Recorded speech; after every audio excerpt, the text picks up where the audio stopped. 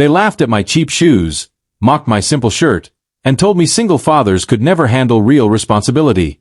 They thought I was just another desperate man waiting for a job interview. But when the boardroom doors opened, the company chairman stood, shook my hand, and revealed the truth. I was not there to ask for a position. I was the founder, the majority owner, and their new CEO. The alarm rang before sunrise, and I reached over to silence it before it could wake my daughter. A second later, I heard a sleepy voice behind me. "Dad, is it morning already?" I smiled. "Afraid so, sweetheart. Come on. We've got a busy day." Emma rubbed her eyes and stretched. "Can we make pancakes?" "Only if my little helper promises not to burn them this time." She giggled. "That only happened once." We laughed together as we walked into the kitchen. While I mixed the batter, Emma carefully set the plates on the table. "You always let me help," she said proudly. "That's because we're a team." After breakfast, I packed her school bag and checked her homework one last time. Before leaving, she straightened the collar of my simple blue shirt. "You look nice." I chuckled. "Really? This old thing. It makes you look lucky." I knelt beside her. "I hope you're right." She wrapped her little arms around my neck. "Good luck at your meeting, Dad. I know you'll do great." "Thank you, Princess. That means everything." After dropping Emma at school, I grabbed a plain cup of coffee and picked up the folder resting on my passenger seat. My clothes were clean but ordinary. I had never cared about expensive suits or flashy watches. Comfort always mattered more to me than appearances. When I arrived at the company's headquarters, the glass building towered above me. I walked inside, holding my coffee in one hand and my documents in the other. A man near the reception desk smiled politely. "Here for the interviews?" "Something like that," I answered with a small smile. Another employee pointed toward the waiting area. "The applicants can sit over there." I thanked him and headed in that direction without correcting anyone. As I took a seat, I noticed a woman watching me from across the lobby. Her sharp eyes moved from my worn shoes to my simple clothes before settling on the coffee in my hand. She whispered something to a coworker, and both of them laughed. Even from across the room, I could feel the judgment in her stare. She had already decided who I was, without knowing my name. I had barely taken my seat when the woman from across the lobby walked toward me. Her heels clicked against the marble floor, and her eyes stayed fixed on my shirt. "Is that what you wear to an interview?" she asked. I looked down at my blue shirt. "It is clean, and it works for me." She smiled without kindness. "Clean is not the same as professional." A few people nearby turned toward us. She crossed her arms. "Let me guess. You are one of those single dads who thinks being tired is a personality." I felt my jaw tighten, but I kept my voice steady. Being a father is not an excuse. It is a responsibility. She laughed. Single fathers are always saying that. Then they miss meetings, leave early, and expect everyone else to cover for them. Several co-workers laughed with her. I held my coffee and said, "You seem very sure about someone you have never met." "I know the type," she replied. Wrinkled shirt, cheap shoes, and a folder full of hope. The laughter grew louder. I noticed a man standing near the elevator. His name was Daniel Brooks. He watched the whole exchange with a serious face, but he did not interrupt. The woman pointed toward the chairs beside reception. "Applicants wait over there." "I was told to sit here," I said politely. "This is the executive waiting lounge," she answered. "It is for important guests, not desperate job hunters." I rose without arguing. "Of course." For 1 second, her smile looked victorious. I carried my coffee and documents to the smaller waiting area. Every eye followed me, but I refused to give them the reaction they wanted. Behind me, I heard her whisper, "He will not last 10 minutes in that interview." More laughter followed. Daniel stepped away from the elevator and took out his phone. He lowered his voice, but the quiet lobby allowed me to hear him. "Mr. Hayes, James Andrew has arrived," he said. "Yes, the board should be ready." He glanced toward me, then added, "There has been a small incident, but I will explain upstairs." I took one slow sip of coffee and waited. The people laughing had no idea the meeting wasn't an interview. It was an introduction. The message reached every floor within minutes.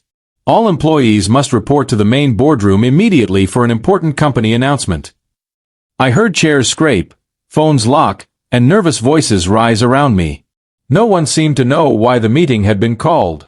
"Maybe someone is getting fired," a man whispered. Sarah smiled as she walked past me. Maybe they finally found a real executive. I followed the crowd toward the boardroom without answering. Inside, rows of chairs faced a long polished table. Employees filled the room quickly, trading guesses about the sudden announcement. Then the doors opened again, and several board members entered in dark suits. The room became quieter. Sarah moved straight toward the front. "This should be interesting," she told a coworker. "Announcements like this usually mean promotions." "You think it could be you?" the coworker asked. Sarah adjusted her jacket. "I would not be surprised." I remained outside until Daniel gave me a small nod. "You are ready, Mr. Andrew," he said softly. "I am." I walked into the boardroom with the same folder still under my arm. Heads turned immediately. Sarah stared at me. "Why is he in here?" Someone near the back muttered, "The applicant must be lost." Another voice said, "Should security take him out?" I kept walking. Before anyone could stop me, Robert Hayes rose from the head of the table. A warm smile crossed his face as he extended his hand. "James, welcome. We have been waiting for you." I shook his hand. "Thank you, Robert." Confusion spread across the room. Sarah's confident smile disappeared. Robert faced everyone. "For those who have not met him, this is James Andrew." I placed my folder on the table and looked across the silent faces. Robert continued, "James is not here for an interview. He is the founder of this company, its majority owner, and effective today, he will also serve as our new chief executive officer." No one moved. No one laughed.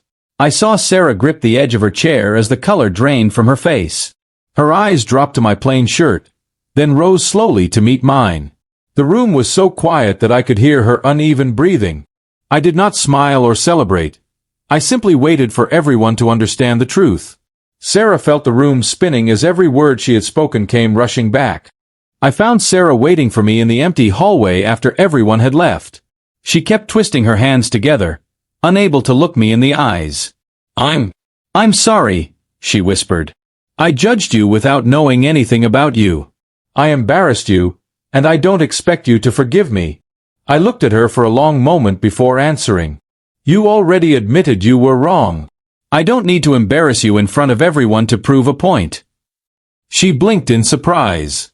"You're not going to tell the others what happened?" I shook my head. "No. Humiliating someone doesn't teach them kindness. It only creates more pain." She lowered her head. "Then why do you always dress so simply?" "Everyone thought." "I know what everyone thought," I said with a small smile. "But clothes don't tell the story of a person." She stayed quiet, waiting for me to continue. "I used to have a wonderful wife.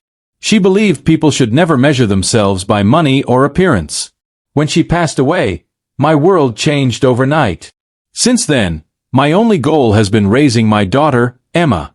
She needs my love more than expensive suits or fancy cars." Sarah slowly covered her mouth. I never knew." "How could you?" I replied softly. "You only saw what was on the outside." The silence between us felt different now. It wasn't uncomfortable anymore. It felt honest. "I thought success meant looking important," she admitted. "Now I feel ashamed." I smiled gently. Real success begins with humility. It begins when we stop trying to impress people and start trying to understand them. She nodded and tears filled her eyes. "I judged pain I never understood." "We all make mistakes," I said. "What matters is what we learn after them." She looked at me with hope instead of fear. "So, you really forgive me?" "I do," I answered. "Because everyone deserves one chance to grow." She thanked me quietly before walking away, but something in her expression told me this conversation had changed more than either of us expected. Sarah thought forgiveness meant everything was over. She was wrong. The next morning, I called Sarah into my office and placed a folder in front of her. I want you to lead our community project for single-parent families, I said. Her eyes widened. Lead it. Yes. You'll interview families, organize support, and present a plan. She stared at the folder as if it were a sentence. This is punishment, isn't it? She asked. Because of what I did.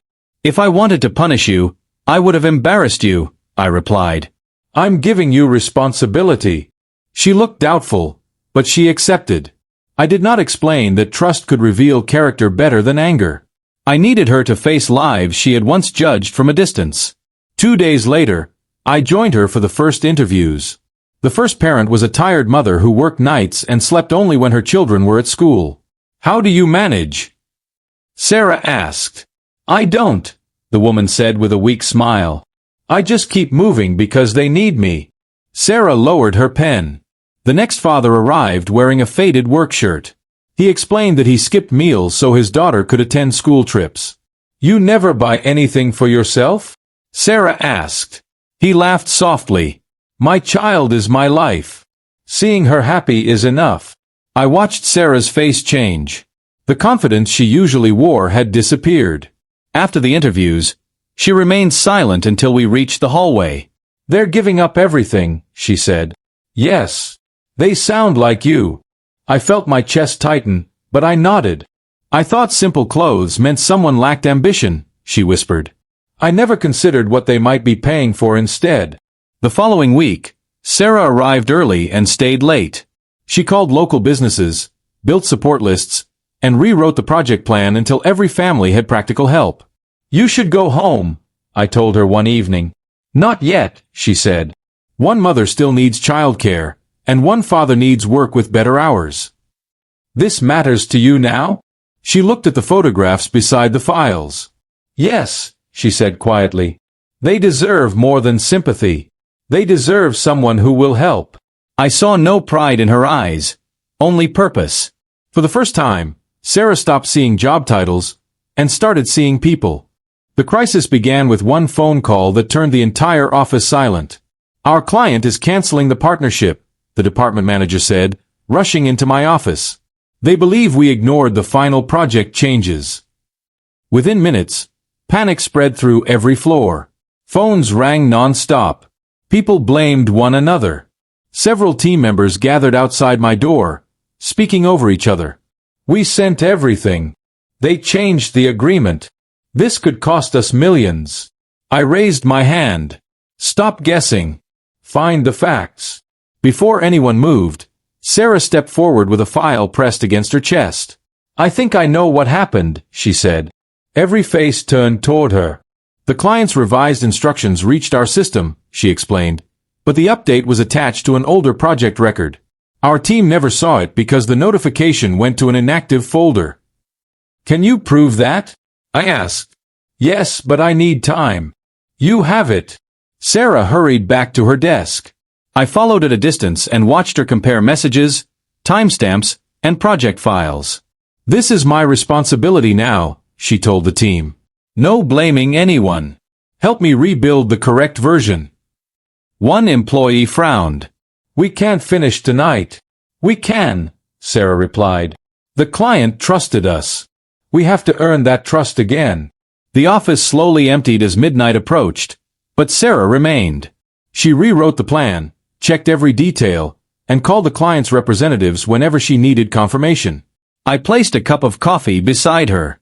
Do you want me to take over? I asked. She shook her head. No. I found the problem. Let me fix it. I'm here if you need support. I know. I stayed nearby, answering only when she asked. I wanted to protect her from failure, but I knew this moment belonged to her.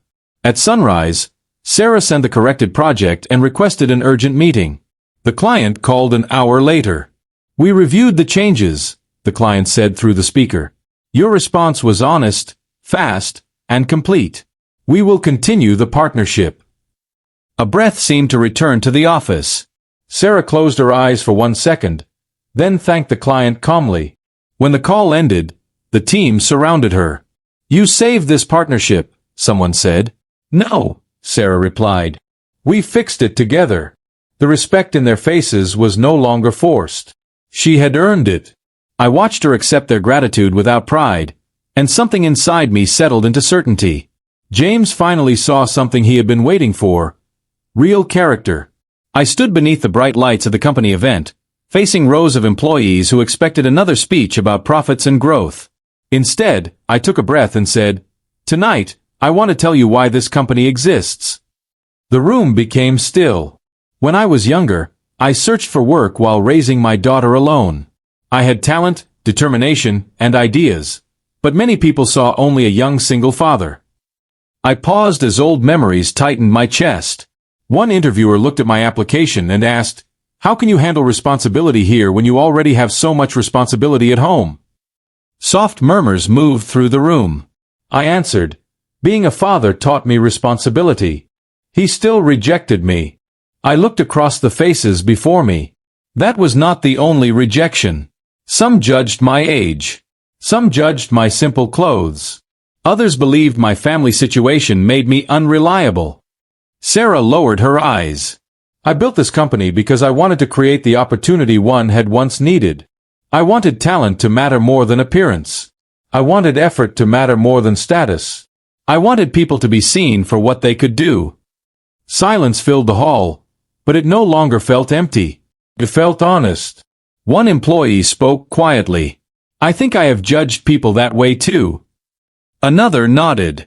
"So have I." Their words spread through the room. I saw uncomfortable expressions, lowered heads, and thoughtful faces. No one defended those old habits. Then Sarah rose from her chair. "I need to say something," she said. Every eye turned toward her. When James first arrived, I judged him by his clothes. I treated him as if his appearance decided his value. I was disrespectful, proud, and wrong. Her voice shook, but she continued. "He could have humiliated me. Instead, he gave me a chance to change. Everything I have learned since then began with his forgiveness." She faced me directly. "I am sorry, James. Not privately this time. Publicly." I nodded, unable to speak at first. Then one person stood. Another followed. Within seconds, the entire office was on its feet, applauding. I knew they were not cheering for my title, my company, or my wealth. They were honoring every rejection I had survived and every sacrifice that had brought me there. For the first time, I felt painful memories becoming someone else's reason to grow. The company wasn't changing because of a new CEO. It was changing because of a new way of thinking. Months later, I walked through the office and barely recognized the place. The silence that once felt cold had been replaced by warm greetings, open doors, and people helping each other without being asked. No one measured worth by clothes, titles, or appearances anymore. Respect had become part of our work, and I could feel the difference in every meeting and every conversation. One morning, I passed the training room and heard Sarah speaking to several new employees. "Talent matters," she said, "but kindness matters too. Never assume you know someone's story by looking at them." One employee asked, "Did someone teach you that?" Sarah glanced toward me through the glass. "Yes," she replied, "but I had to make a painful mistake before I understood it." I smiled and continued toward my office. Leading the company still demanded long days, difficult choices, and constant responsibility. But I never allowed success to take me away from Emma. I attended her school events, helped with homework, and made sure she knew she came before every meeting and every contract. The company needed my leadership, but Emma needed my presence, and I refused to confuse those responsibilities again. That afternoon, Emma visited the office. The moment she entered, employees gathered around her. "Emma is here. Come see the project wall. We saved your favorite snacks." She laughed as Sarah knelt beside her. "Your father talks about you all the time," Sarah said. Emma looked at me proudly.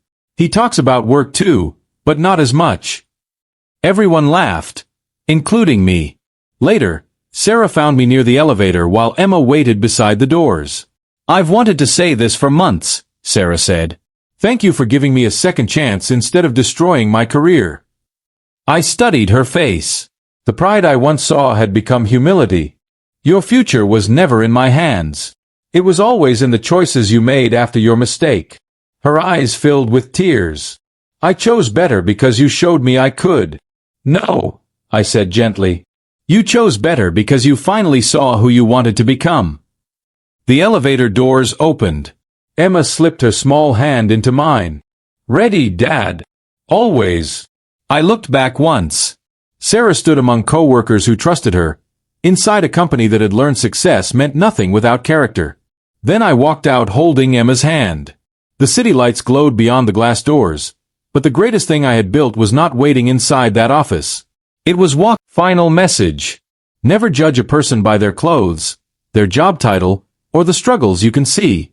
The greatest people often carry the heaviest burdens with the quietest strength. Success is not measured by wealth, power, or appearance. It is measured by character, kindness, humility, and the lives we choose to lift along the way. Everyone deserves the chance to be understood before they are judged, and everyone deserves the opportunity to grow after making a mistake. Because in the end, the greatest thing you will ever build isn't a business. It's the person you become.